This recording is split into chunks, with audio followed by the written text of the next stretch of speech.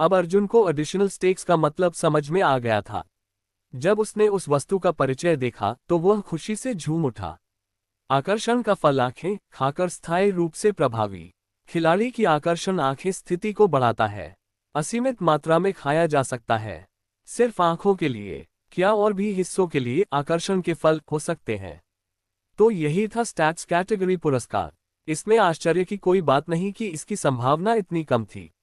यह एकदम अलग था एक बार उपयोग होने वाले कंजम्पशन कैटेगरी आइटम्स से। यह एक स्थायी प्रभाव वाला आइटम था और विवरण के अनुसार इसे असीमित बार खाया जा सकता था। इसका मतलब अगर उसके पास जितने फल हो उतने वह खा सकता था। अर्जुन ने अपना लॉटरी ड्रॉ पूरा कर लिया। उसने अपने ज्यादातर पॉइंट्स खर्च कर दिए थे, इसलिए वह दोबारा ड्रॉ करने का इरादा नहीं रखता था।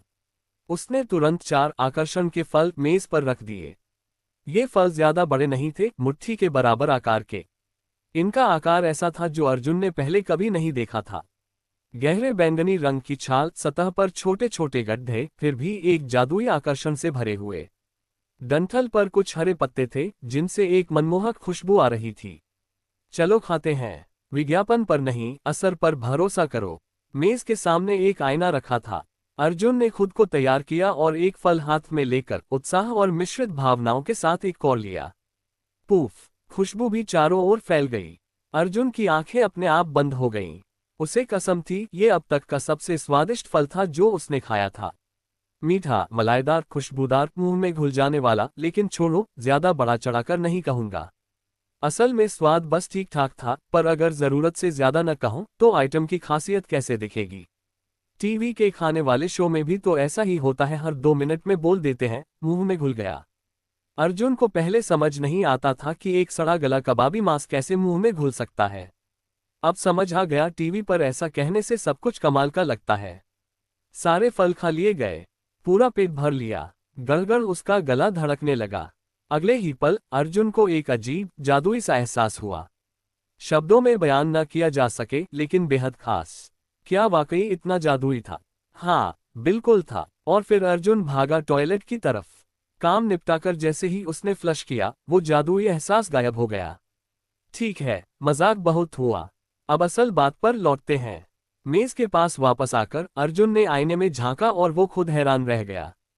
उसकी आंखों में जलन हो रही थी, वो उन्हें ठीक से खोल नहीं पा रहा था। लगभग आधे मिनट तक जलन महसूस हुई। फिर जैसे तैसे आंखें खोली और आईने में देखा, ये मैं ही हूं। उसकी आंखें बदली हुई लग रही थीं। या शायद नहीं, आंखों का आकार और बनावट तो वही था, एकल पलक, सामान्य आकार। लेकिन अब उनमें गहराई और आकर्षण की हल्की झलक दिख रही थी। ये देख अर्जुन का उत्साह बढ़ गया। उसने बाकी के सारे फल उठाए और खा गया। 1, 2, 3 सब खा डाले। आकर्षण का फल आंखें प्रभावी। खिलाड़ी की आकर्षण स्थिति आंखें स्थायी रूप से बढ़ी। हर फल के साथ जलन को झेलते हुए अर्जुन ने आखिर में आंखें रगड़ी और फिर से आईने में देखा। वो चौंक गया। क्या ये वाकई मैं हूं? मैं इतना आकर्षक कैसे लग रहा हूं? क्या ये भ्रम था, कोई मनोवैज्ञानिक असर? अर्जुन खुद उलझन में था। उसने सोचा, चलो बाहर जाकर टेस्ट करते हैं। दोपहर का वक्त हो रहा था, इसलिए उसने इंस्टेंट नूडल्स छोड़कर पास के लेमियन रेस्टोरेंट में जाने का फैसला किया। बाहर की ओर रास्ते में एलिवेटर में पहले से 2 लड़कियां थीं, कॉलेज की लग रही थीं। जब अर्जुन चुपचाप उनके पास खड़ा हुआ, उनमें से एक लड़की ने उस पर एक नजर डाली, फिर फौरन दूसरी से कुछ फुसफुसाने लगी। उन्होंने फिर अर्जुन की ओर देखा और दोनों मंद मंद मुस्कुराईं। ओह, ये क्या था? अर्जुन को थोड़ा अजीब लगा। क्या उसका चेहरा गंदा था? उसने मुड़कर देखा, पीछे कुछ नहीं था। लड़कियां उसे निहार रही थीं। सचमुच मैं ही हूं। अर्जुन थोड़ा घबरा गया। एलिवेटर से बाहर निकलते हुए उनमें से एक लड़की ने धीरे से कहा, भाई साहब, आपकी आंखें बहुत सुंदर हैं। धड़क, आंखें। अर्जुन ने उनकी तरफ देखा और मुस्कुरा दिया। लड़कियां शर्माकर जल्दी जल्दी निकल गईं। अर्जुन वहीं खड़ा रह गया, हैरानी से। क्या ये सब आकर्षण का फल का असर है? इतना असरदार। लेमियन रेस्टोरेंट। अर्जुन ने जैसे ही रेस्टोरेंट में कदम रखा, वेट्रेस की नजर उस पर पड़ी। उसके चेहरे पर तुरंत मुस्कान फैल गई। सर, आइए, बैठिए, क्या ऑर्डर करेंगे? 1 बीफ लेमियन। ठीक है, 1 मिनट, मैं अभी लेकर आती हूँ। अर्जुन बैठ गया। उसने आसपास देखा। आसपास के दूसरे ग्राहकों के साथ वेट्रेस का व्यवहार सामान्य था, लेकिन उसके साथ कुछ ज्यादा ही मीठा।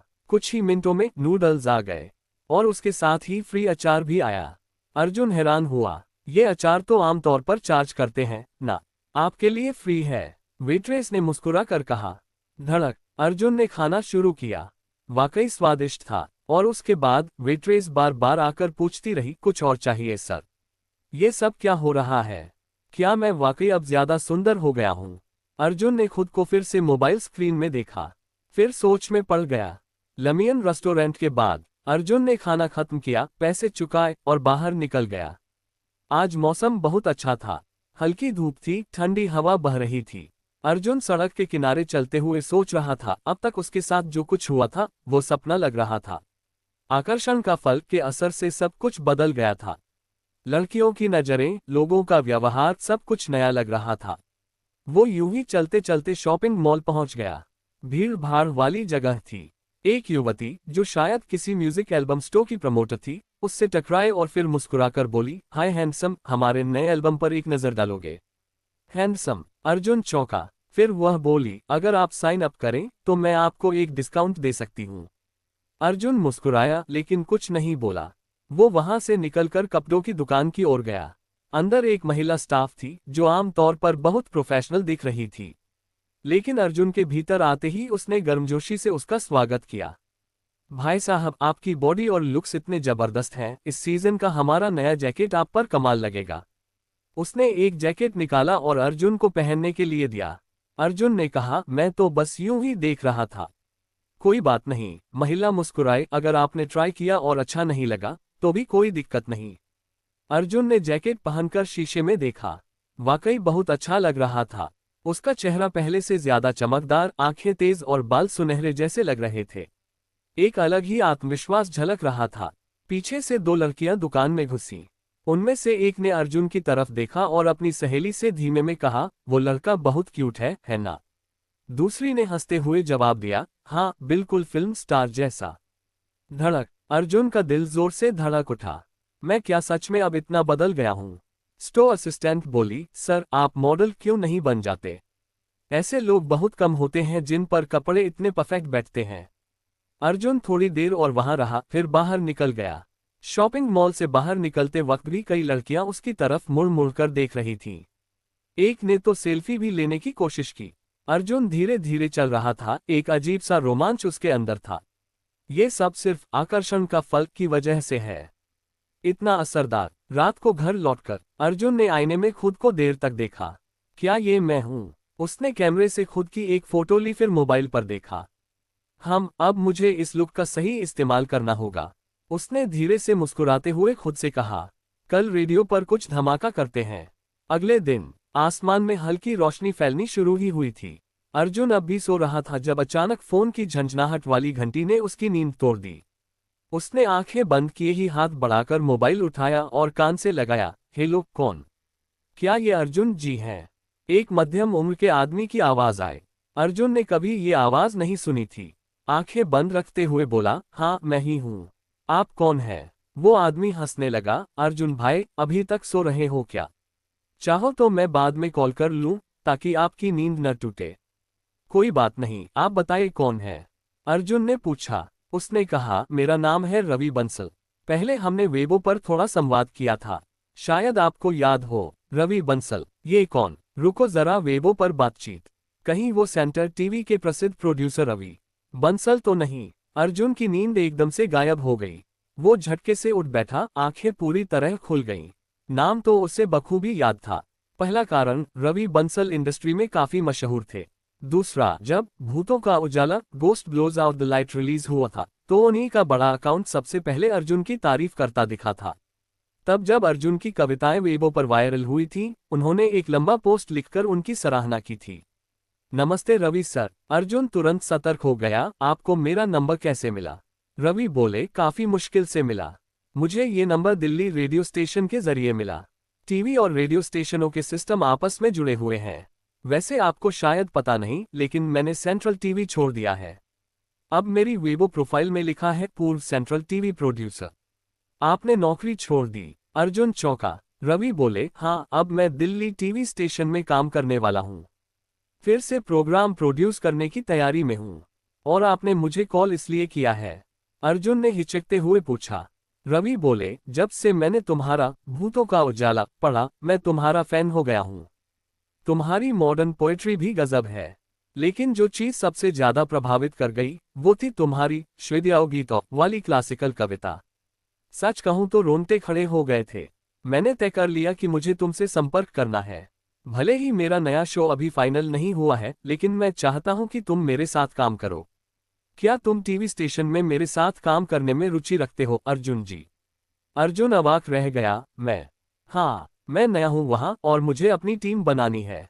अगर तुम्हारे जैसे टैलेंटेड बंदे को अपनी टीम में लूं तो ये मेरे लिए सौभाग्य की बात होगी।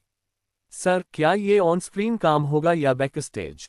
अर्जुन ने पूछा। तुम्हारे ऑन स्क्रीन टैलेंट ने ही तो मुझे खींचा है, तो जाहिर है ऑन स्क्रीन ही रखूंगा, रवि ने कहा। पर सर, मेरी शक्ल सूरत कुछ खास नहीं है।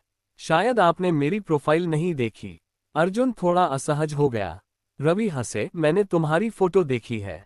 हाँ, तुम मॉडल जैसे नहीं हो, लेकिन ठीक ठाक दिखते हो।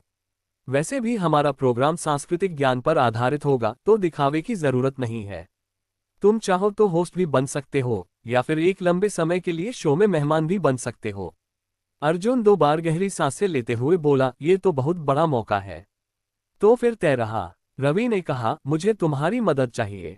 टीवी का मंच तुम्हारे लिए एक चुनौती होगा, लेकिन आगे बढ़ना है तो ये रास्ता लेना ही पड़ेगा। रेडियो स्टेशन सिर्फ शुरुआत थी, टीवी ही असली स्टेज है। अर्जुन ने बिना देर किए कहा, सर, मैं तैयार हूं। रवि बोले, बहुत अच्छा, लेकिन मेरी एक छोटी सी शर्त है। तुम अभी इंडस्ट्री में नए हो और मेरे लिए तुम्हें ऊपर तक पहुंचाना थोड़ा मुश्किल होगा अगर तुम्हारे पास कोई बड़ा पुरस्कार या उपलब्धि ना हो। इसलिए मैं चाहता हूं कि तुम सिल्वर माइक्रोफोन अवार्ड जरूर जीतो। समझ गया सर, अर्जुन बोला। तुम्हारे वर्तमान श्रोताओं की संख्या और प्रदर्शन के हिसाब से ये अवार्ड मिलना मुश्किल नहीं है। बस रेटिंग थोड़ी और बढ़ा दो और रेडियो स्टेशन से नामांकित हो जाओ, तो सब आसान हो जाएगा। जब ये अवार्ड मिल जाएगा तब मेरा शो फाइनल हो जाएगा और मैं तुम्हें ऑफिशियली होस्ट के तौर पर प्रस्ताव दे सकूंगा। आपके भरोसे के लिए धन्यवाद रवि सर, अर्जुन ने दिल से कहा। रवि बोले, तुम्हारे काम ने मुझे छू लिया है। अगर हम साथ काम करें तो शो की रेटिंग जरूर टॉप पर होगी। फोन कट गया। अर्जुन ने मोबाइल बिस्तर पर फेंका और अपना चेहरा रगड़ते हुए खुद को थप्पड़ मारे। उसे यकीन ही नहीं हो रहा था कि ये सपना नहीं है। टीवी स्टेशन से बुलावा आया था। अभी तक की मेहनत बेकार नहीं गई। इंडस्ट्री ने आखिरकार उसे नोटिस कर लिया था। वो तुरंत माता पिता को फोन करने ही वाला था कि रुक गया। अभी नहीं, अभी कुछ भी तय नहीं हुआ है। अब भी एक शर्त अधूरी थी, सिल्वर माइक्रोफोन अवार्ड। अगर ये पुरस्कार नहीं मिला तो टीवी स्टेशन कभी भी किसी नए ग्रेजुएट को, जिसे टीवी का कोई अनुभव नहीं है, उसे ऑन स्क्रीन नहीं रखेगा। रवि सर ने तो भरोसा जताया है, लेकिन आखिरी फैसला उनके हाथ में नहीं है। अब अर्जुन को सिर्फ एक ही लक्ष्य दिख रहा था, सिल्वर माइक्रोफोन जीतना, किसी भी कीमत पर।